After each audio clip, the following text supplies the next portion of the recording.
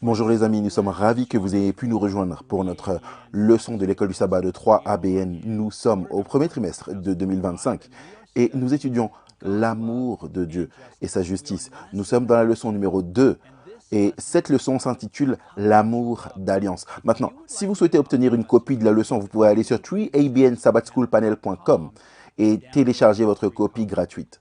Ne partez pas, nous revenons tout de suite.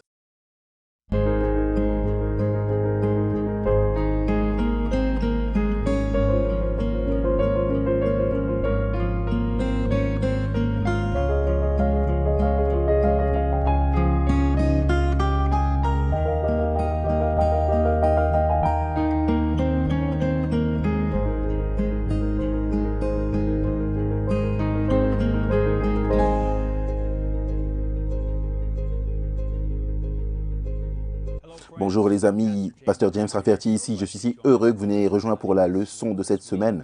Nous sommes dans la leçon numéro 2, l'amour d'alliance. Et nous allons regarder l'amour de Dieu exprimé à travers son alliance. Avant de commencer, je tiens à vous rappeler que vous pouvez toujours obtenir nos notes. Allez simplement sur 3abnsabbatschoolpanel.com et vous pouvez vous inscrire pour recevoir toutes les notes que chacun des panélistes partage afin que vous puissiez approfondir davantage. Parfois, nous ne pouvons pas couvrir toutes nos notes. Je ne sais pas si vous le savez, mais nous, on le sait. Et donc, parfois, vous recevrez quelques notes supplémentaires que nous n'avons pas eu l'occasion de couvrir. Donc, nous voulons vous encourager à aller sur 3abnsabbatschoolpanel.com, vous inscrire pour ces notes hebdomadaires. Vous allez recevoir chaque semaine de la leçon. Avant de commencer, laissez-moi vous présenter le panel, ma famille, votre famille de 3ABN. Je vais commencer à ma gauche immédiate ici, avec Madame Shelly Quinn. Je suis ravi d'être ici. J'ai la leçon de lundi qui s'intitule l'amour d'alliance. Et à ta gauche immédiate, Jill Morricone. Merci, Pasteur James. Mardi, j'ai une relation conditionnelle. Et à ta gauche immédiate, le professeur Daniel Perrine. Oui, moi j'ai mercredi une miséricorde perdue. Ça a l'air mauvais, mais c'est une bonne nouvelle. Et à ta gauche, c'est le pasteur John Denze. Merci, c'est une bénédiction d'être ici. Moi, j'ai jeudi, vous avez reçu gratuitement, donné gratuitement. Amen, amen. Maintenant, nous voulons aller vers le Seigneur dans la prière et simplement demander ses bénédictions pour qu'il soit avec nous. Ma sœur, Jill, veux-tu prier pour nous? Oui. Père Saint, nous venons devant toi au nom de Jésus, reconnaissant pour l'amour et la justice de Dieu. Et maintenant, alors que nous discutons de l'amour d'alliance, nous demandons que tu ouvres nos esprits, nos cœurs pour recevoir, afin que nous puissions acquérir une véritable compréhension du caractère de Dieu. Et nous te remercions dans le nom saint et précieux de Jésus. Amen. Amen. Donc notre leçon pour sabbat et dimanche, c'est l'amour éternel de Dieu. Nous allons regarder ici, pour la semaine, à quelques versets, 2 Pierre 3, 9, Deutéronome 7, 6, 9, Romains 11, 22, 1 Jean 4, 7, 20, Jean 15, verset 12 et 1 Jean 3, 16. Notre texte à mémoriser se trouve dans Jean chapitre 14, 23. Lisons cela ensemble. Jean 14, verset 23. Il est dit, Jésus lui répondit, « Si quelqu'un m'aime, il gardera ma parole, et mon Père l'aimera. Nous viendrons à lui, et nous ferons notre demeure chez lui. » Est-ce que vous pouvez imaginer avoir une maison avec Dieu?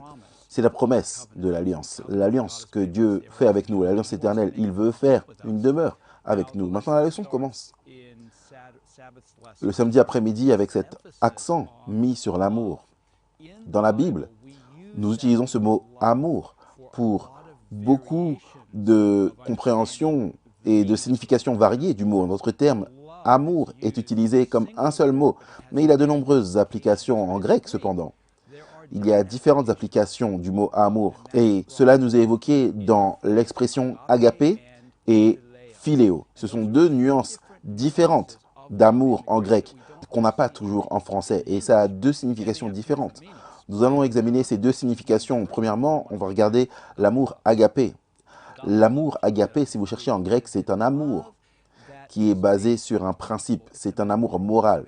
C'est un amour qui est solide dans sa compréhension ou dans la façon dont Dieu se lie à nous par rapport à l'amour philéo. L'amour philéo est un amour qui est davantage basé sur les sentiments et l'affection. Cela signifie être un ami, être affectueux, avoir de l'affection pour un attachement personnel, une question de sentiment ou de ressenti, alors que l'amour agapé est plus large. Il embrasse le jugement et le consentement délibéré de la volonté comme une question de principe, devoir et priorité. Maintenant, Dieu nous aime avec un amour agapé et il nous aime avec un amour philéo.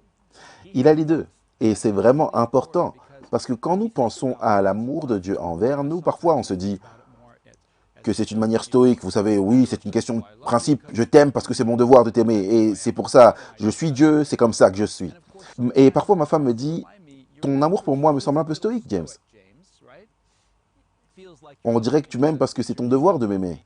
Où est l'émotion? Où sont les sentiments? Mais nous trouvons tout au long de la Bible que l'amour de Dieu n'est pas seulement basé sur le devoir et le principe. L'amour de Dieu est rempli de sentiments et d'affections et d'émotions. Et nous, en fait, si on étudie attentivement, je vais vous donner quelques versets pour qu'on puisse les passer en revue, mais nous, en tant qu'êtres humains, selon Jean chapitre 21, versets 15, 16 et 17, nous n'avons pas d'amour agapé ou philéo pour Dieu sans la grâce de Dieu. En d'autres termes, ces deux sont absents de nos vies. La Bible pose la question, une femme peut-elle abandonner l'enfant qu'elle allait, ne pas avoir compassion de l'enfant de ses entrailles? La réponse est oui. Elles peuvent l'oublier. On peut oublier. On peut être en manque à la fois d'amour agapé et d'amour philéo. Et Jésus le fait ressortir dans son interaction avec Pierre, là, dans Jean chapitre 21. Dieu désire ardemment nous remplir d'amour agapé et philéo, au sujet desquels nous lisons dans l'Écriture. Regardons la leçon de dimanche, l'amour éternel de Dieu.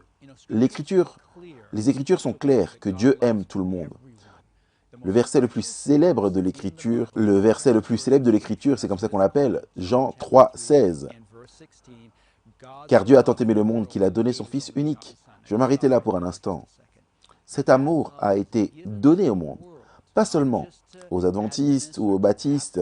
Il ne dit pas Dieu a tant aimé les adventistes ou Dieu a tant aimé les baptistes. Dieu a tant aimé les catholiques ou Dieu a tant aimé les chrétiens. Dieu aime les musulmans, Dieu aime les hindous, Dieu aime les athées, Dieu aime le monde. C'est pour ça qu'il a donné son Fils unique. La deuxième partie de ce verset, que nous appellerions le subjectif, c'est afin que quiconque croit en lui ne périsse point, mais qu'il ait la vie éternelle. Dieu nous aime, même si nous allons être perdus, mais l'amour de Dieu nous attire pour être sauvés. Il veut que nous acceptions cet amour, il veut nous connecter à cet amour et laisser cet amour transformer nos cœurs afin que nous puissions avoir une expérience du salut. Maintenant, nous lisons davantage à ce sujet dans les versets comme Psaume 33, verset 5 et Psaume 145, verset 9. Regardons ces deux psaumes. Psaume 33, verset 5, il est dit « Il, Dieu, aime la justice et la droiture, la bonté de l'Éternel remplit la terre. » On sait, la Bible nous dit dans Romains 2, 4, que c'est la bonté de Dieu qui nous conduit à la repentance.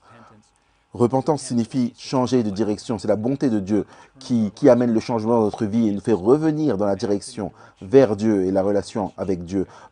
Le psaume 145, verset 9 nous dit « L'Éternel est bon envers tous. » L'Éternel est bon envers tous et ses compassions s'étendent sur toutes ses œuvres. Et ses œuvres, bien sûr, c'est la création. Donc les œuvres de Dieu, c'est la création et ses tendres miséricordes sont partout sur ses œuvres. En ce moment, nous voyons la bonté de Dieu et l'amour de Dieu dans la manifestation de ces bénédictions qui nous entourent. Vous savez, le ciel bleu, le soleil, l'air frais, la vie que nous vivons au quotidien, c'est une révélation de la bonté et de l'amour de Dieu pour tous. Certains pourraient penser qu'ils ne sont pas aimables, que Dieu peut aimer tout le monde, mais ne les aime pas eux. Pourtant, la Bible proclame constamment que chaque personne est aimée de Dieu. Il n'y a personne qu'il n'aime. Et parce que Dieu aime tout le monde, il veut aussi que tout le monde soit sauvé. Vous savez, la Bible dit dans 2 Pierre, chapitre 3, verset 9, que Dieu ne veut qu'aucun ne soit perdu, mais que tous parviennent à la repentance. C'est la volonté de Dieu pour nous, que tous soient sauvés, que tous parviennent à la repentance. Et à nouveau, nous lisons cela dans Ézéchiel 33, verset 11. « Dis-leur, je suis vivant, dit l'Éternel. Ce que je désire, ce n'est pas que le méchant meure, c'est qu'il change de conduite et qu'il vive. Revenez, revenez de votre mauvaise voie. Et pourquoi mourriez-vous, maison d'Israël ?» Ainsi, dans Jean chapitre 3, verset 16, nous avons Jean 3, verset 17. Le contexte de ce verset précieux nous apporte un autre verset qui est tout aussi précieux. Et ce verset dit « Dieu n'a pas envoyé son Fils dans le monde pour condamner le monde, mais pour que le monde soit sauvé par lui. » Souvent, lorsque nous pensons à la condamnation que nous ressentons, à la culpabilité que nous sentons dépassés, et parfois on a l'impression que ça vient de Dieu. Ça ne vient pas de Dieu. La condamnation que nous ressentons vient du péché et notre association avec le péché. Et Dieu essaye de nous réveiller, de nous faire comprendre qu'il n'a pas changé. Je suis le Seigneur, je ne change pas. C'est pourquoi vous, fils de Jacob, vous n'êtes pas consumés. L'amour de Dieu est immuable envers nous, mais le péché nous accable avec la condamnation et nous fait ressentir comme si Dieu ne nous aimait pas. Vous savez, si ça ne tenait qu'à Dieu, chaque être humain accepterait son amour et serait sauvé. Cependant, le Seigneur n'impose son amour sur personne. Les gens sont libres d'accepter ou de rejeter l'amour de Dieu. Maintenant, si Dieu aime tout le monde, cela signifie qu'il doit aimer des personnages assez méprisables, parce qu'il y en a certains, peut-être beaucoup même, de personnages méprisables dans ce monde. Alors pourquoi l'amour de Dieu pour ces gens nous enseigne comment nous devrions nous comporter envers eux également? En d'autres termes, Dieu aime des gens qui ne l'aiment pas. Et Dieu nous encourage en tant que croyants à aimer des gens qui ne nous aiment pas. Alors comment Dieu peut aimer ces gens et comment pouvons-nous aimer ces gens de manière pratique? 1 Timothée chapitre 2, versets 1 et 2 nous donne la première étape. J'ai une liste de prières et il y a des catégories. Je prie pour ma famille, je prie pour des pasteurs que je connais. Je prie pour mes amis et pour des anciens amis, des nouveaux amis. À la fin de ma liste de prières, j'ai une catégorie intitulée « Anomie ». Anomie. Et dans 1 Timothée chapitre 2, versets 1 et 2, il nous est dit « J'exhorte donc avant toute chose à faire des prières et des supplications, des requêtes, des actions de grâce pour tous les hommes, pour les rois, c'est-à-dire les présidents, les premiers ministres, et pour tous ceux qui sont élevés en dignité. » Je pense que je dois déplacer cette catégorie de ma liste de prières, anomie, en haut. Car Paul dit ici « avant toute chose ». Tout d'abord, la famille, ça vient après, mais les anomie en premier. Les rois, les dirigeants peuvent être mauvais et méchants, et on le sait avec notre propre expérience. Même aujourd'hui, nous luttons parfois avec nos politiciens et avec certaines choses qui se passent en politique et certains des personnages et des révélations qui s'y font. Et Paul, vécu sous Néron, et Paul a rendu l'amour pratique. Il dit, nous voulons prier pour nos dirigeants, nos rois, nos présidents, nos premiers ministres. Nous voulons prier pour nos gouverneurs, nos juges. Nous voulons prier pour nos présidents. Nous voulons prier pour des gens qui sont au pouvoir. Peu importe leur caractère, la prière est une façon par laquelle nous pouvons manifester l'amour immuable de Dieu pour la famille humaine. Et c'est une belle image si vous pensez à l'amour de Dieu. J'aimerais juste partager avec vous 3 ou 4, 5 versets bibliques qui décrivent l'amour de Dieu de cette manière. Un amour incomparable, Romains 5, 6 à 8. Un amour sans limite, Éphésiens chapitre 3, 19. Un amour infini, Luc 23, 34. Un amour immérité, Luc 15, verset 20. Un amour éternel, Jérémie chapitre 31, verset 3. Et un amour qui ne change pas, Malachie 3, verset 6. Alors comment pouvons-nous aimer les gens qui ne nous aiment pas particulièrement? Laissez-moi vous dire juste que vous pouvez rechercher un sermon sur Tu es bien intitulé « Comment aimer les gens que vous n'appréciez pas ». Comment aimer les gens que vous n'appréciez pas? Amen, amen. Merci James pour cette fondation magnifique. Je suis Shelley Quinn, j'ai la leçon de lundi intitulée « L'amour d'alliance ». Le thème unificateur des Écritures, c'est que notre Dieu est un Dieu qui fait une alliance, qui garde son alliance. Maintenant, qu'est-ce qu'une alliance? Dieu ne fait pas des contrats avec les gens. Le terme pour alliance utilisé pour Dieu, c'est que Dieu, c'est sa volonté exprimée. C'est comme un testament. Voilà pourquoi nous l'appelons le Nouveau Testament et l'Ancien Testament. Et Dieu fait toutes les promesses de l'Alliance et Dieu tient toutes les promesses de l'Alliance. Et il nous invite à entrer dans une relation d'alliance avec lui, une relation d'amour d'alliance. C'est une relation d'amour spéciale entre Dieu et ceux qui concluent une alliance avec lui. Et cela implique non seulement son amour pour nous, mais c'est aussi ses attentes. Quelles sont ses attentes? Que nous acceptions son amour et que nous l'aimions en retour, que nous marchions dans la loyauté de l'alliance, que nous marchions dans l'obéissance motivée par l'amour. Un de mes textes préférés, c'est Hébreux 7, 25, qui dit que Jésus est le garant.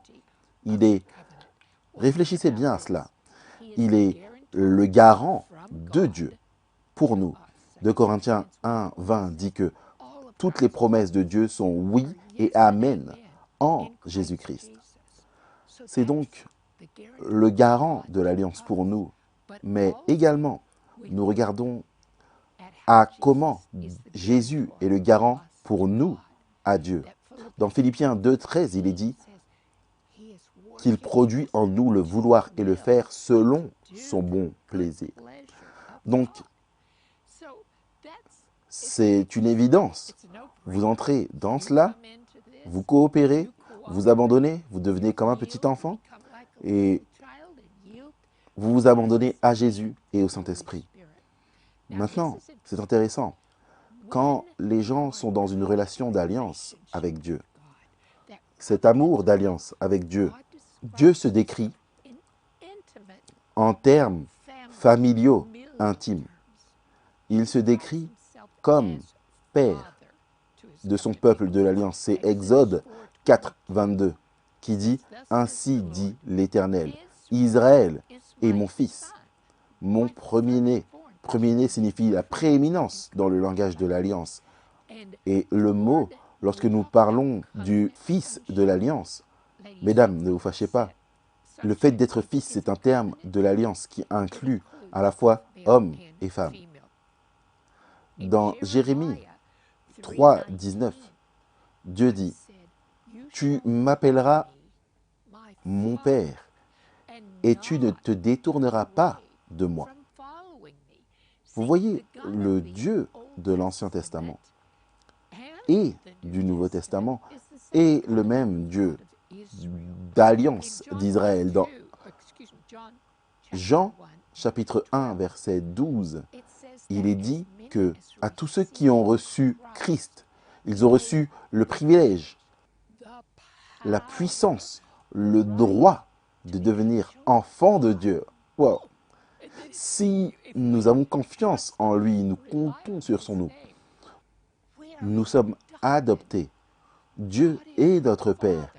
C'est tellement incroyable. Romains 8, 14 et 15, Paul dit « Si nous sommes conduits par le Saint-Esprit, nous sommes les enfants de l'alliance de Dieu. » À quel point cela est précieux. Ensuite, il continue en disant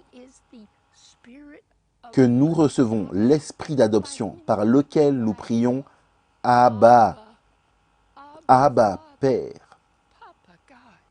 Maintenant, Dieu se décrit aussi à son peuple de l'Alliance comme un mari, Ésaïe 54, verset 5, « Car ton Créateur est ton époux, l'Éternel des armées est son nom, et ton Rédempteur est le Saint d'Israël.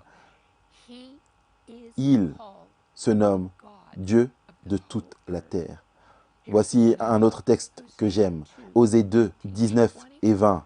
Dieu dit, « Je serai ton fiancé. » Les fiançailles sont un terme juridique d'alliance. Quand il est question de Marie et de Joseph étant fiancés, ils avaient conclu une alliance à ce moment. Il y avait un accord d'alliance. Donc les fiançailles sont un mariage avant de vivre ensemble. Nous appelons ça l'engagement, mais ce n'est pas aussi fort. Dieu dit, « Je serai ton fiancé pour toujours. Je serai ton fiancé par la justice, la droiture, la grâce et la miséricorde. Je serai ton fiancé par la fidélité. et tu reconnaîtras l'Éternel. Nous avons parlé la semaine dernière de la fête des noces, être invité à la fête des noces. Nous sommes fiancés si nous sommes dans une relation d'alliance. Et cette fête de mariage aura lieu après le retour de Christ pour son peuple.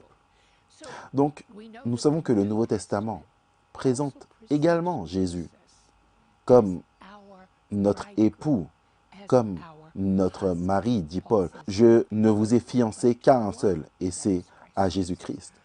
Alors, voici le point. Dieu, qui est notre Père et notre époux, comment peut-on être plus intime que cela? Il trouve de la joie dans un amour réciproque. Regardons à Psaume 147, verset 11. Ouvrez vos Bibles, parce que j'aime ce texte. Psaume 147, verset 11. L'Éternel aime ceux qui le craignent, c'est-à-dire qui l'honorent, qui le respectent. Il prend plaisir en ceux qui espèrent en sa bonté. L'espoir, c'est cette attente ardente. Mais laissez-moi vous expliquer, c'est quoi la miséricorde? Dans le mot hébreu, le mot ici, c'est hesed. C'est mon terme de l'alliance préférée parmi tous. C'est hesed. Et c'est comme un diamant à multiples facettes. Il est si riche. Il est utilisé plus de 240 fois dans la langue hébraïque originale de l'Ancien Testament. Mais il est si riche en sens qu'aucun mot français ne peut le décrire parfaitement. Et les traducteurs ont du mal à décider quel mot utiliser. Il signifie amour indéfectible, bonté aimante, miséricorde, grâce, constance, alliance, loyauté, fidélité. Tout est intégré. Et dans sa signification, et cela décrit les actions de Dieu envers son peuple de l'Alliance. Hesed et l'amour de l'Alliance. Deutéronome 7, versets 6 à 8. Dieu n'a pas choisi Israël comme son fils de l'Alliance parce qu'ils étaient en grand nombre. Ce n'est pas parce qu'ils étaient la nation la plus grande, la plus puissante. Ils n'étaient grands en rien du tout. Mais il les a choisis pour garder son alliance éternelle, son serment à Abraham, Isaac et Jacob. Il les a rachetés de leur maison de servitude. Il les a délivrés. Il les a sauvés et les a ramenés à lui-même. Maintenant, Deutéronome 7, 9 nous dit « Sache donc que c'est l'Éternel, ton Dieu, qui est Dieu, ce Dieu fidèle, garde son alliance et sa miséricorde jusqu'à la millième génération envers ceux qui l'aiment et qui observent ses commandements. » Vous voyez, garder ses commandements, c'est garder une alliance avec lui parce que Dieu opère. Il a un gouvernement, il opère par le pouvoir de l'amour. Et ses commandements mettent des limites à cet amour. Les 4 premiers, ce qu'il attend de nous, notre amour pour lui en tant que créateur souverain. Et la deuxième table des 6, c'est l'horizontale, ce qu'il attend que nous puissions faire dans l'amour aux autres. Maintenant, voici une citation de la leçon. Deutéronome 7, 9 décrit un type d'amour spécial que Dieu a envers son peuple de l'Alliance. Une relation qui dépend en partie de leur fidélité ou non. L'amour de Dieu n'est pas conditionnel, mais la relation d'alliance avec son peuple l'est. Conditionnelle. Merci, Shelly. Quelle bénédiction de simplement comprendre davantage cet amour d'alliance. Nous allons faire une pause et nous concentrer sur la mission, mais ne partez pas, nous revenons tout de suite. Bonjour, je suis Greg Morricone. Je suis si heureux que vous m'ayez rejoint pour le moment missionnaire de True ABN. Vous vous souvenez d'Anne de la semaine dernière qui vivait hors du réseau, sa maison n'avait presque pas d'électricité, toute son eau provenait d'une source. Et souvent, Le signal de son téléphone était si faible que seuls les messages pouvaient passer. Et au moment où il est arrivé à l'université, il a laissé Dieu loin derrière lui. Dan s'est mis à boire, à se droguer. Lorsqu'il a déménagé dans une grande ville, sa vie a pris une tournure désastreuse. Là, il a subi un AVC, ensuite une opération à cœur ouvert, et cela a vraiment marqué sa vie. Son régime alimentaire, ses habitudes ont dû changer. Dan s'est retrouvé à désirer Dieu. Alors il a commencé à visiter différentes églises. Mais partout où il allait, tout ce qu'il voyait, c'était simplement des gens qui donnaient de leur temps et qui avaient hâte de rentrer pour regarder des matchs. Il doit y avoir quelque chose de mieux que cela, il pensait. Ensuite, en 2019, alors qu'il vivait non connecté au réseau, sans électricité, sans télévision, avec un signal téléphone limité, il a capté une station de radio affiliée à 3ABN. Et alors qu'il écoutait, il a commencé à entendre parler du sabbat et il s'est demandé c'est quoi l'église adventiste du 7e jour. Il n'a jamais entendu parler de ça auparavant. Mais ensuite, il a découvert l'église adventiste du 7e jour de Lighthouse, juste à côté de Lafayette, dans le Tennessee. Ce qui s'est passé ce jour-là a changé la vie de Dan pour toujours. Et je vous en parlerai lors du prochain moment missionnaire de 3ABN. Que Dieu vous bénisse d'une manière spéciale aujourd'hui. Les amis, bonjour. Content que vous soyez de retour avec nous. Nous allons passer à la leçon de mardi. Merci, Pasteur James et Shelly. Quelle incroyable leçon, l'amour d'alliance. Je suis Jill Morricone et mon jour est consacré à une relation conditionnelle. Avant d'arriver là-dessus, je vais vous dire où est-ce que nous allons. 7 instantanés bibliques de ce qu'est l'amour de Dieu. C'est là où est-ce que nous allons. Mais avant d'en arriver là, parlons des déclarations si, alors. C'est une déclaration conditionnelle. Si, ça c'est la condition, l'hypothèse, alors cela va se produire. Par exemple, si tu fais des heures supplémentaires, alors tu vas être payé 1 fois et demie. Le 1 fois et demie, c'est conditionnel au fait de faire des heures supplémentaires. Ou je laverai la voiture si il fait beau.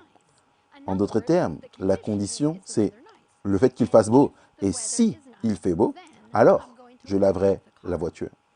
Est-ce que nous avons des déclarations si alors dans notre relation avec Dieu? En d'autres termes, y a-t-il des conditions dans cette relation? Nous savons qu'il nous aime librement. Nous avons parlé de cela la semaine dernière et cette semaine également. Son amour est donné à tous, à chacun d'entre nous. Nous savons que le don du salut est donné gratuitement à tous. Cela signifie-t-il que tous seront sauvés? Cela signifie-t-il que tous peuvent continuer dans une relation d'amour avec Jésus? Puis-je rejeter cet amour? Y a-t-il des conditions si alors dans ma relation avec lui? Allons dans le livre d'Osée. Nous allons passer la plupart de notre temps avec Osée. Et si vous avez raté ce que le professeur Perrine a dit la semaine dernière sur Osée, assurez-vous de jeter un œil à cette leçon parce que c'était incroyable. Osée, nous allons aller dans Osée 1, verset 10. Nous allons regarder plusieurs versets différents. Dans Osée, ensuite, regarder d'autres textes.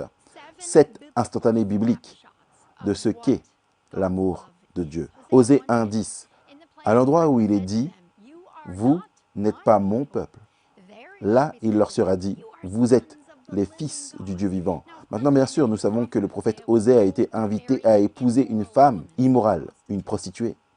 Et cela devait être une allégorie, pour ainsi dire, une parabole, un symbole de l'amour fidèle de Dieu pour un peuple infidèle. Des gens qui allèrent après d'autres amants ou étaient dans l'idolâtrie. Donc, ce qu'il dit ici dans Osée 1, 10, Dieu veut une relation avec nous. Dieu aime son peuple. Ils l'ont rejeté, pourtant il les aime. Il leur pardonne, il les reprend. Il dit à un endroit, vous qui n'étiez pas mon peuple. Là où il était dit, vous n'êtes pas mon peuple, il sera dit, vous êtes les fils du Dieu vivant. Numéro 1, l'amour est une relation. À sa base même, l'amour de Dieu est une question de relation avec vous et moi. Passons à Osée 2, 16. C'est pourquoi voici, je veux l'attirer et la conduire au désert, et je parlerai à son cœur. Le peuple de Dieu l'avait rejeté une fois de plus. Ils avaient marché après les idoles de leur propre cœur. Et pourtant, quand les Israélites, et par extension vous et moi, quand nous méritions la justice, Dieu a étendu sa miséricorde. Versets 21 et 22. Shelly, tu as lu cela et j'aime ce texte. Je serai ton fiancé pour toujours. Ça, c'est cette relation d'alliance. Je serai ton fiancé par la justice, la droiture, la grâce et la miséricorde.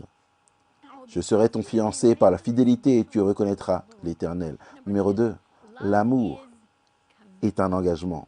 Le Seigneur Jésus est dans une relation engagée, veut être dans une relation d'alliance engagée avec chacun d'entre nous. Et il veut que nous nous engagions en retour. Il veut que nous répondions et réagissions à son amour qui nous attire. Allons dans Osée 4. Osée chapitre 4, verset 1. Le peuple a rejeté Dieu à nouveau, car l'Éternel a un procès avec les habitants du pays. Parce qu'il n'y a point de vérité, point de miséricorde, point de connaissance de Dieu dans le pays. Les gens sont devenus tellement méchants. Il n'y a que des parjures et des mensonges, assassinats, vols et adultères. Ça, c'est tous les commandements qu'ils enfreignent. Ils enfreignent toutes les restrictions. On commet meurtre sur meurtre. Passez au verset 6. Mon peuple est détruit parce qu'il lui manque la connaissance. Puisque, voici la condition, puisque tu as rejeté la connaissance, je te rejetterai. Et tu seras dépouillé de mon sacerdoce. Puisque, ça c'est une autre condition, tu as oublié la loi de ton Dieu, j'oublierai aussi tes enfants. Numéro 3, l'amour est un choix. Vous et moi avons le choix. L'amour ne force pas. Les résultats, si nous le suivons, c'est l'amour, la miséricorde, le pardon, tout cela. Mais vous et moi avons le choix. Donc l'amour est une relation. L'amour est un engagement. L'amour est un choix. Nous avons le choix. Donc ces déclarations, si alors, si nous ne l'aimons pas en retour, il nous laissera aller. Si nous choisissons nos propres idoles, il nous laissera partir. Ce n'est pas une punition venant de Dieu. Il nous permet simplement d'avoir la liberté de choix et les conséquences qui surviennent lorsque nous nous éloignons de Dieu. Continuez à lire Osée 9, allons au chapitre 9, verset 15. Toute leur méchanceté se montre à Gilgal. C'est là que je les ai pris en aversion, à cause de la malice de leurs œuvres. Je les chasserai de ma maison, je ne les aimerai plus. Tous leurs chefs sont des rebelles. Maintenant, il y a des textes dans l'Écriture qui sont parfois difficiles à comprendre. Comment Dieu peut-il dire « je ne les aimerai plus » ? Je pensais que son amour était éternel. Comment peut-il exprimer qu'il ne les aimera plus? C'est parce que, numéro 4, l'amour est propriété. Vous savez, parfois, nous pensons que ce à quoi nous associons l'amour, c'est simplement la tolérance. Et ce n'est pas le véritable amour du tout. L'amour, c'est la propriété. Vous savez que Dieu est jaloux pour vous? Pas de nous. Nous nous sommes jaloux d'une jalousie mondaine, une jalousie terrestre. C'est être jaloux de quelque chose que nous n'avons pas. Jaloux de la voiture, de la maison, de la position, du conjoint de quelqu'un. Ce sont des choses que nous n'avons pas, que nous ne possédons pas. Ça, c'est une jalousie mondaine, une jalousie satanique. Mais la jalousie divine, c'est être jaloux parce que Dieu nous possède. Il nous a créés au commencement. Il nous a rachetés sur la croix. C'est pourquoi le deuxième commandement dit de ne pas se prosterner devant des images taillées. Parce qu'il dit « Je suis l'Éternel ton Dieu, je suis un Dieu jaloux ». Continuons à aller vers Ésaïe 14, verset 4. Le peuple s'était éloigné. Le peuple avait marché dans ses propres voies. Et regardez la miséricorde de Dieu ici. Ésaïe 14, 4. « Je réparerai leur infidélité. J'aurai pour eux un amour sincère, car ma colère s'est détournée d'eux. » 5. L'amour est pardon. L'amour est restauration. Dieu veut restaurer. Dieu veut guérir. Dieu veut pardonner. Vous voyez la différence? C'est juste moi. Tout ce que j'ai à faire, c'est de me repentir. Pasteur James y a fait référence. Ça signifie simplement me détourner, revenir à Dieu. Et il va guérir mon infidélité. Je fais le choix de me détourner de mes idoles. Ces choses qui se dressent entre moi et Dieu. Et je me tourne vers Dieu. Et il me pardonnera. Et il me restaurera. Passons rapidement à Romains. Romains, chapitre 11. Ça, c'est Israël en tant que peuple de Dieu et ses branches, les gentils qui peuvent être greffés au corps de Dieu, au corps des croyants de Dieu. Et pourtant, certains des Juifs, même incrédules, ont dû être retranchés. Romains 11, 22. Considérez donc la bonté et la sévérité de Dieu. Sévérité envers tous ceux qui sont tombés et bonté de Dieu envers toi, si tu demeures ferme dans cette bonté.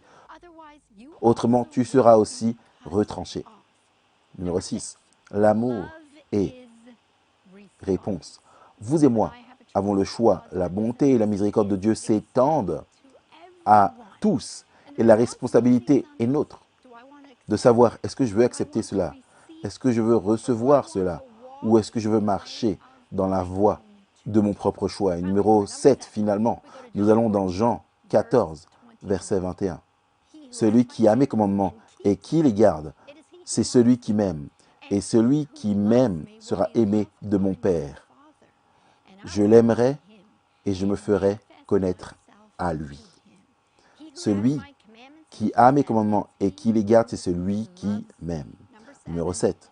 L'amour et obéissance. Vous voyez, l'amour n'est pas séparé de l'obéissance. C'est une seule et même chose. L'obéissance naît d'un cœur d'amour. Amen. Et c'est quoi l'amour selon cette perspective biblique? L'amour est relation. L'amour est engagement. L'amour est choix. L'amour est propriété. L'amour est pardon et restauration. L'amour est une réponse. Comme vous et moi avons une réponse à apporter à l'amour que Dieu nous témoigne. L'amour et obéissance. Amen. Merci Jill, Shelly, Pasteur James. Nous passons à la leçon de mercredi que j'ai. Je suis Daniel Perrine. La leçon de mercredi, c'est une miséricorde perdue qui arrive vraiment à une application pratique et pertinente de ce dont Jill vient de parler, ces déclarations conditionnelles. Si, alors, en ce qui concerne l'invitation de Dieu et ce qu'il nous offre. Donc le titre, c'est une miséricorde perdue. Et perdre quelque chose, ça signifie que vous renoncez ou que vous abandonnez votre droit à quelque chose qui aurait pu être vôtre. Miséricorde perdue. Dans une relation bilatérale avec Dieu, son côté est déjà fermement établi. Dans sa fidélité, c'est l'alliance de Dieu, la fidélité basée sur son identité immuable, son amour pour vous et pour qui il est. Mais nous avons un rôle à jouer, nous pouvons répondre à cette invitation et nous pouvons réellement rejeter ou perdre ce qui est déjà nôtre ou aurait pu être nôtre. Alors comment cela se produit-il? J'aimerais vous emmener dans la parabole de Matthieu chapitre 18, versets 21 à 35. C'est le sujet de la leçon d'aujourd'hui. C'est la parabole du serviteur impitoyable et c'est en fait une réponse à une question que Pierre pose au verset 21. Pierre vient à Jésus et lui dit « Seigneur, combien de fois pardonnerai-je à mon frère lorsqu'il péchera contre moi ?» Et Pierre, là, il va essayer de faire un home run. Il va dire « Je vais aller au-delà des attentes. » Sera-ce jusqu'à cette fois? Jésus riposte. Et je ne sais pas comment c'est arrivé, mais j'entends la réponse venir rapidement. Jésus lui dit « Je ne te dis pas jusqu'à cette fois, mais jusqu'à 70 fois cette fois. » Et là, je pense que le silence est tombé sur la foule. Sérieusement? 70 fois cette fois? Il y a certaines choses que Jésus a dites dans la Bible que nous devons vraiment examiner. Et ça, c'est l'une d'entre elles. Donc, il dit une histoire. Il dit il y a un serviteur ou un roi qui fait rendre compte à tous ses serviteurs. On lui en amena un qui devait 10 000 talents. La leçon dit qu'il vous faudrait, basé sur un salaire journalier, 200 ans pour rembourser ce genre de dette. Quel genre de dette cet homme avait-il? Ce n'est pas seulement une mauvaise gestion de l'argent, ça c'est des crimes contre le royaume. Mais mettons ça de côté, l'idée c'est qu'il ne pouvait jamais rembourser cette dette.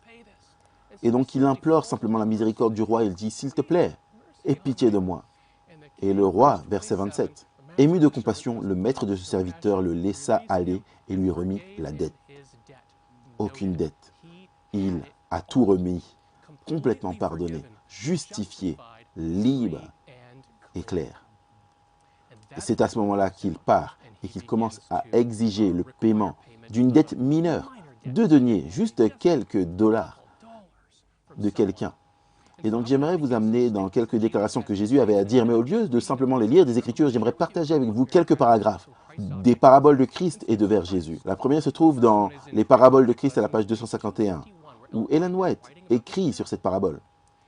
Et elle commence par citer Matthieu 6,15. Mais si vous ne pardonnez pas aux hommes leurs offenses, votre Père ne vous pardonnera pas non plus vos offenses. Matthieu 6, 15. Rien ne peut justifier un esprit qui ne pardonne pas. Celui qui est impitoyable envers les autres montre qu'il n'est lui-même pas participant de la grâce qui pardonne de Dieu.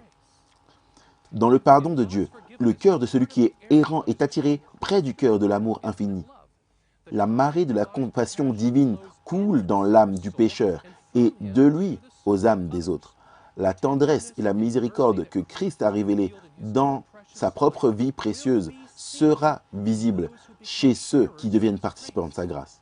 Puis elle cite Romains 8, 9. « Mais si quelqu'un n'a pas l'esprit de Christ, il ne lui appartient pas.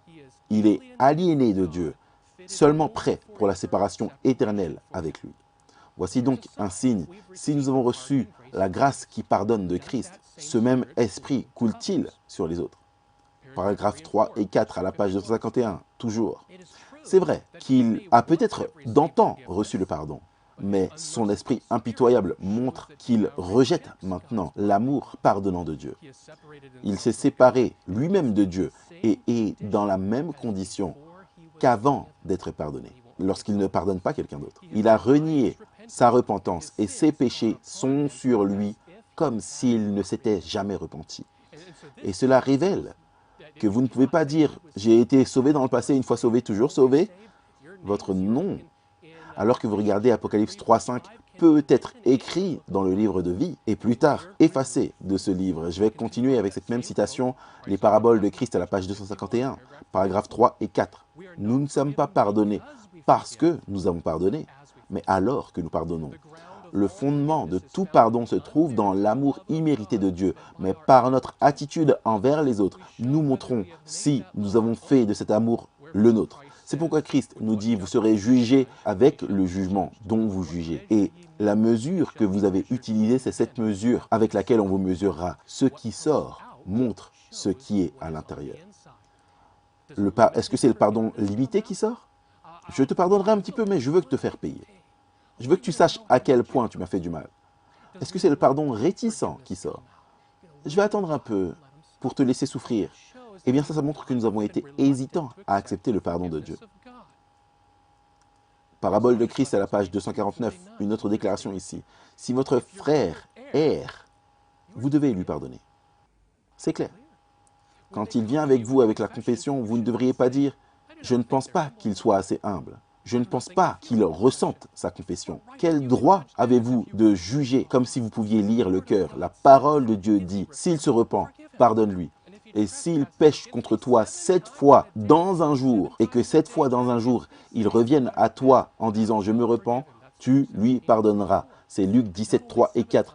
Non seulement 7 fois, mais 70 fois 7 fois, tout aussi souvent que Dieu te pardonne. Et c'est peut-être facile de parler de cela comme un concept théologique, mais vous avez cette personne dans votre vie qui est troublante parce que c'est difficile de lui pardonner.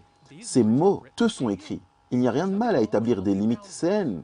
Vous devez respecter, rétablir des limites saines, mais même si quelqu'un ne se repent jamais, vous devriez, par la grâce de Dieu, avoir le pardon dans votre cœur afin qu'immédiatement, si elle devait demander, vous pourriez, du fond du cœur, lui pardonner. Tout par la grâce de Dieu parce qu'il vous a pardonné. Une autre grande déclaration de Jésus-Christ à la page 97. Et ça, c'est dans un chapitre appelé « Le privilège de la prière ». Si vous n'avez pas encore lu ce livre, 13 courts chapitres, c'est juste un peu plus de 110 pages. C'est une grande bénédiction.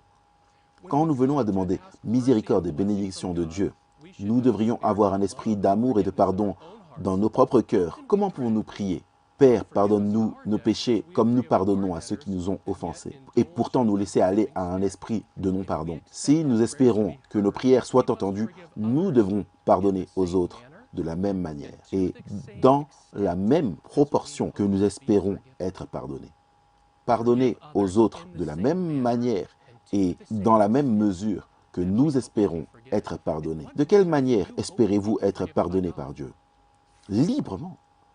Et dans quelle mesure espérez-vous être pardonné par Dieu? Complètement, à 100%. C'est le sacrifice sur l'autel. C'est Jésus qui a obtenu le pardon pour vous, pour le plus grand péché, et aussi pour les plus petits. Il n'y avait aucun défaut dans le pardon de Jésus pour vous. Il n'y avait pas de péché pour dire par exemple, ah, son pardon était large comme ça, mais toi tu as été un peu au-delà des limites. Ça doit être la même chose pour nous. La miséricorde, par définition, signifie que l'objet de la miséricorde est indigne. Il ne le mérite pas. La personne qui cherche votre pardon ne le méritera pas. Elle n'en sera pas digne. Et pourtant, grâce à ce que Dieu vous a donné et a fait pour vous, vous avez la force, sa force, de donner le même pardon. Mais comment? Comment faire cela? Vers Jésus, à la page 121. J'aime cette déclaration ici. Ma femme l'a écrit sur un papier et l'a placé juste au-dessus du papier toilette dans notre salle de bain. Je me souviens l'avoir lu encore et encore. Si nous gardons à l'esprit les actes méchants et injustes des autres, nous trouverons impossible de les aimer, comme Christ nous a aimés. Mais si nos pensées s'attardent sur l'amour et la pitié merveilleuse de Christ pour nous, le même esprit se répandra sur les autres. C'est comme ça que ça se produit. On dit, Seigneur, montre-moi la profondeur de mon péché. Montre-moi, donne-moi cette confiance à travers ta parole que tu m'as pardonné. Waouh, c'est un pardon puissant. Et cela commence à changer notre cœur. Parce que lorsque nous voyons quelqu'un d'autre errer, quelqu'un d'autre nous faire du mal, nous commençons à l'aimer. Non pas simplement à être irrités et bouleversés parce qu'ils m'ont maltraité, mais nous commençons à les aimer et à leur pardonner. Nous leur accordons la miséricorde. Aucune miséricorde n'est perdue. Nous acceptons la miséricorde de Christ en la laissant être un canal, sans la bloquer, mais en la laissant être un canal qui coule vers les autres également. Amen, amen. Waouh! Alors que j'ai été assis ici, j'ai été béni par chacune de vos interventions. Comment Dieu a répandu des choses merveilleuses à partager. Je m'appelle John Denzi, j'ai la leçon de jeudi. Vous avez reçu gratuitement, donné gratuitement. Et je vous lis à partir de la leçon pour commencer. Tout comme le serviteur ne pourrait jamais rembourser sa dette envers son maître, nous ne pourrons jamais rembourser Dieu. Nous ne pourrions jamais gagner ou mériter l'amour de Dieu. Mais Dieu prouve son amour envers nous en ce que, lorsque nous étions encore des pécheurs, Christ est mort pour nous. Romains 5, 8. La leçon continue en disant « Quel amour merveilleux !» Comme le dit 1 Jean 3, 1. Voyez quel amour le Père a témoigné pour que nous soyons appelés enfants de Dieu. Quand nous regardons ce mot « voyez », ce n'est pas un coup d'œil passager. Dieu veut que nous puissions nous arrêter et regarder et vraiment considérer l'amour de Dieu pour nous. Et Jean ne pouvait même pas décrire l'amour de Dieu. Personne ne peut vraiment faire cela. Il a juste invité les gens à contempler l'amour de Dieu. Parce que lorsque vous faites cela, vous vous ouvrez à ce que Dieu vous révèle des choses et vous aide à comprendre que Dieu a été miséricordieux et bon envers vous. Nous devons donc partager cet amour avec les autres. Dieu nous a montré de la miséricorde, nous devrons témoigner de la miséricorde aux autres. C'est ce que cette parabole essaie de nous faire comprendre. Et voulez-vous que Dieu vous traite comme vous traitez les autres? Oh non! Vous pourriez dire non, non, non. Mais nous devons considérer que Dieu met ses principes dans nos esprits et dans les Écritures pour nous aider à comprendre que la façon dont nous traitons les autres, c'est la façon dont nous voulons être traités par les autres et par Dieu lui-même. Alors, allons dans Lévitique chapitre 19 et je vais lire les versets 9 et 10. Regardez ce que Dieu dit au peuple d'Israël de faire. Quand vous ferez la moisson de votre pays, tu laisseras un coin de ton champ sans le moissonner et tu ne ramasseras pas ce qui reste à glaner. Tu ne cueilleras pas non plus les grappes restées dans ta vigne et tu ne ramasseras pas les grains qui seront tombés. Tu abandonneras cela aux pauvres et à l'étranger. Je suis l'Éternel, ton Dieu. C'est quelque chose que le Seigneur nous aide à comprendre encore aujourd'hui. Aujourd'hui, vous savez, alors qu'on conduit vers des endroits ou marche vers des endroits, il y a un panneau qui dit « Propriété privée, ne pas pénétrer ». Et certains disent même « Je ne serai pas responsable de ce qui t'arrive si tu rentres sur mon terrain ». Mais au temps de Dieu, à cette époque des Écritures, Dieu leur disait « Ne prenez pas tous les grains, les derniers, non, laissez-les aux étrangers. Dieu veut que vous soyez bons avec les autres, comme il est bon avec vous. » Maintenant, regardons ensemble Luc chapitre 6, verset 38. Remarquez ce que la Bible nous dit. donnez, et il vous sera donné. On vous versera dans votre sein une bonne mesure, serrée, secouée et qui déborde. Car on vous mesurera avec la mesure dont vous vous serez servi. Regardez, on vous donnera. Pourquoi? Parce que vous avez été bons avec eux et ils seront à leur tour bons avec vous. Dieu agira sur leur cœur pour vous aider dans votre temps de besoin également. Matthieu chapitre 6, verset 14, ça a déjà été évoqué. Je vais lire les versets 14 et 15, Matthieu 6. Si vous pardonnez aux hommes leurs offenses, votre Père céleste vous pardonnera aussi. Mais si vous ne pardonnez pas aux hommes, votre Père ne vous pardonnera pas non plus vos offenses. Cela place sur nous une grande responsabilité. Une grande responsabilité. Et je me souviens avoir parlé à une personne qui a... Quelque chose s'est passé entre elle et quelqu'un d'autre. Et pendant de nombreuses années, ils ont eu ce problème. Ils ne se parlaient même pas l'un à l'autre. Et j'étais préoccupé par le salut de cette personne. Et de temps en temps, on parlait. Et je disais, ah, vous ne vous parlez toujours pas. Essayez de l'encourager à faire amende honorable. Vous savez, à cause de ce verset particulier, nous devons garder cela à l'esprit. Si nous entretenons cet esprit impitoyable avec les autres, voulons-nous que Dieu ne nous pardonne pas lorsque nous l'approchons et lui demandons le pardon? Je ne pense pas. Nous voulons être pardonnés. Nous voulons être purifiés. Jean 15, verset 12. Remarquez ce que Jésus dit. « Ceci est mon commandement. Aimez-vous les uns les autres comme je vous ai aimés. » Ça, c'est le commandement de Jésus. Nous devons nous aimer les uns les autres. Nous devrions nous aimer les uns les autres, tout comme Jésus nous a aimés. Aimer les autres est un choix. Vous pouvez choisir d'aimer les autres. Vous pouvez choisir de haïr les autres. Vous pouvez choisir de mépriser les autres. Mais si l'amour de Dieu est en nous, vous ne pouvez pas vous empêcher de le laisser sortir. Alors laissez l'amour de Dieu venir en vous afin que vous puissiez aimer les autres. Vous savez, nous lisons dans les Écritures, aimez vos ennemis. Quoi? Aimer nos ennemis? Ce n'est pas quelque chose que nous pouvons faire par nous-mêmes. C'est seulement alors que nous permettons à Jésus d'être dans nos cœurs que nous pouvons apprendre à aimer ceux qui nous détestent. Je me souviens d'avoir interviewé une personne cette dame qui raconte cette histoire de quelqu'un qui a tué sa fille. Et c'était une chose tragique. Elle a souffert. Mais après un certain temps, le Seigneur a mis dans son cœur d'aller rendre visite à cette personne en prison. Et j'ai été choqué. Cette dame est allée visiter cette personne qui a tué sa fille et a pris soin de cette personne. Et cette personne est devenue chrétienne. Quel merveilleux acte d'amour. Et bien sûr, nous tournons notre attention vers 1 Jean, chapitre 3, verset 16. À ceci, nous connaissons l'amour. Nous avons connu l'amour en ce qu'il a donné sa vie pour nous. Nous aussi, nous devons donner notre vie pour les frères. Dieu nous a montré l'amour au-delà de notre compréhension, au-delà de notre imagination. Il ne peut pas être mesuré, il ne peut pas être pesé, il ne peut pas être compté. Il est au-delà de toute description. Et il nous est dit que nous devrions être prêts à donner notre vie pour les frères. C'est une démonstration d'amour que Dieu peut œuvrer en nous.